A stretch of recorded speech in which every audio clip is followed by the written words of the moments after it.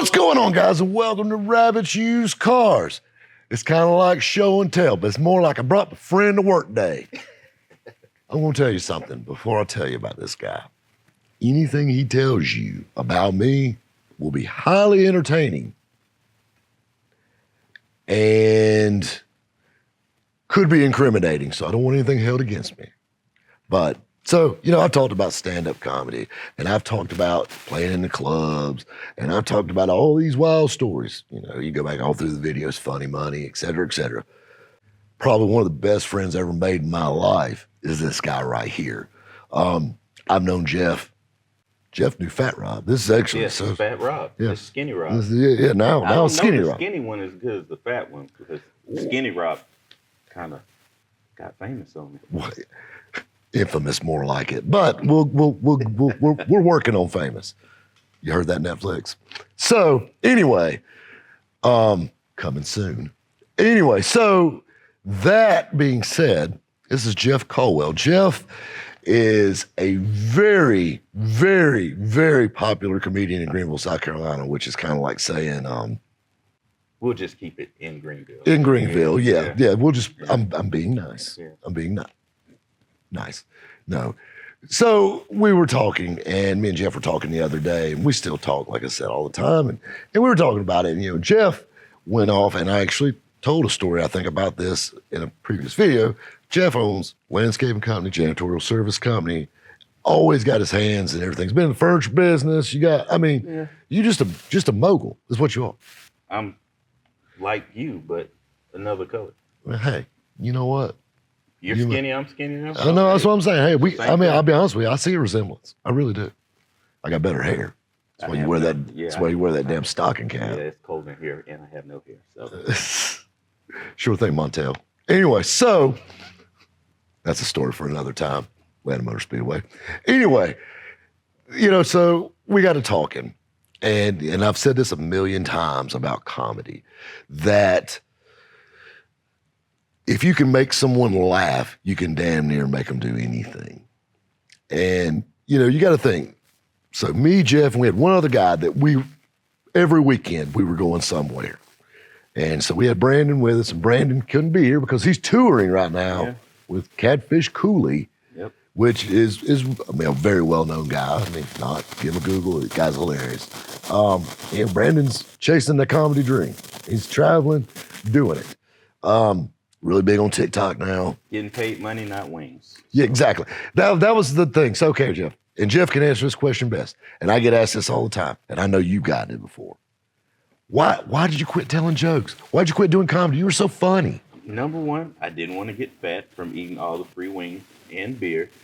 And number two, jokes only going to get you so many dates with you. So, yeah, that brings me to a very important thing. A very important thing, and it tickles me because back to if you can make somebody laugh, you can make them do anything. Yes, that works, but you don't necessarily need to be on stage to make that happen. Showing off your A game, you got to keep that to yourself because comedy is a very plagiarized art form. But moving on, we were talking about, like guys like musicians. I hate musicians. I used to hate we play clubs that have like a band there and they always had that one guitarist, and he was just Mr. Cool. And my favorite joke ever is, what's the difference between a lead guitarist and a large pizza? What? The large pizza can feed a family of 4. But they always had those little groupies there, and, because if you play guitar, you're just like instantly cool. And the thing is, in comedy, we had groupies. You had people that liked you and followed you around from club to club. But these weren't particularly the people that you want following you as a rule. Comedy groupies are a little different from rock star groupies or music groupies. They were goofy people, they like to laugh a little too much. They'll be there to help you put air in your tires. That type of person. Yeah, they're also probably the one that let it out too, though. That's just to get you. Yeah, just to stop you. Just to stop you.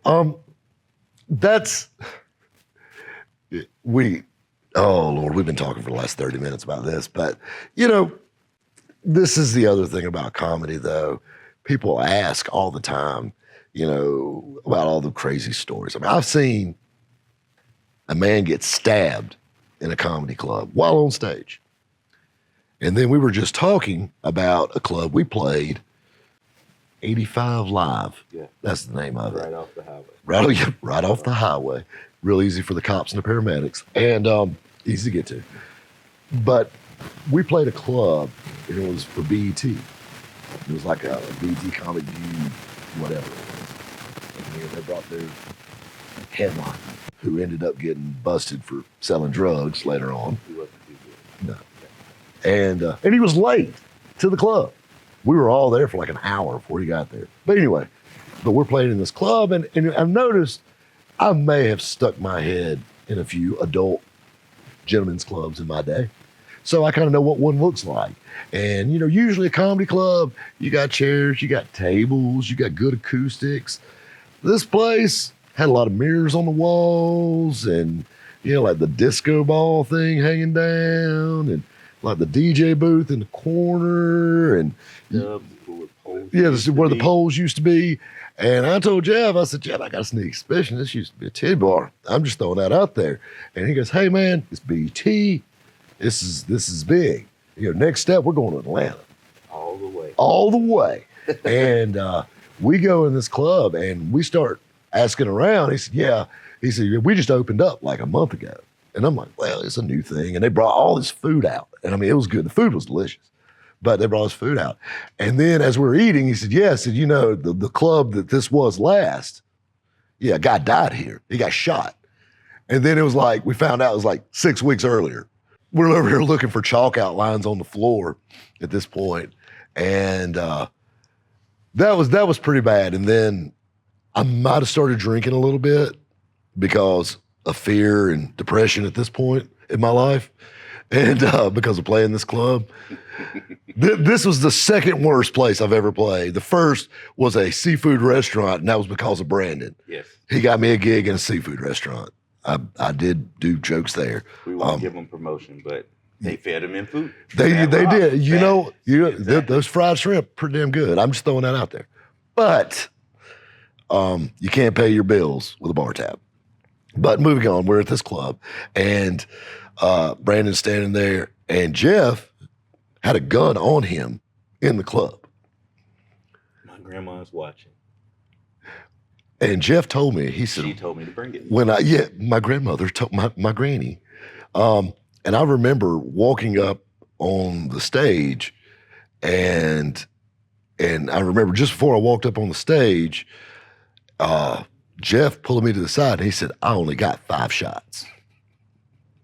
And I'm like, what do you mean? He said, I can't shoot everybody in here. Be good. And it went fine. Nobody got shot that night. And we never heard back from BET.